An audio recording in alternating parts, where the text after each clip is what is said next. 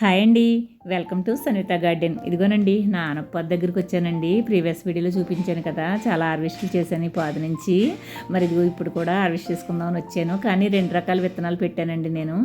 ఇదిగో ఇదేమో రౌండ్ విత్తనం, ఒకటేమో బార్ విత్తనం అండి.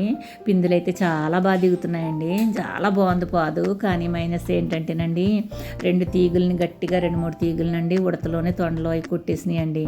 దాంతో మొత్తం పాదంతా పలసపడిపోయిందండి. చాలా బాధ అనిపించింది అనమాట. మంచి బాగా కాస్తా ఉంటే ఇలా జరిగిందా అని కొంచెం బాధ అనిపించింది.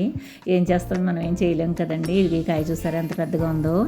మరి ఈ కాయ హార్వెస్ట్ చేసుకుంటానికి వచ్చాను. అదిగో చూసారా, గోరుపెట్టి గిల్లితేనండి ఎంత లేతగా ఉందో చూసారా. మరి కాయ హార్వెస్ట్ చేసుకుందామండి. అదిగో చూసారా ఎంత బాగుందో.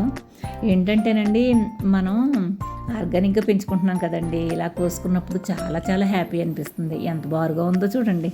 చూసి మీరు కూడా ఆనందించండి. ఓకేనా, ఉంటాను. బాయ్ అండి.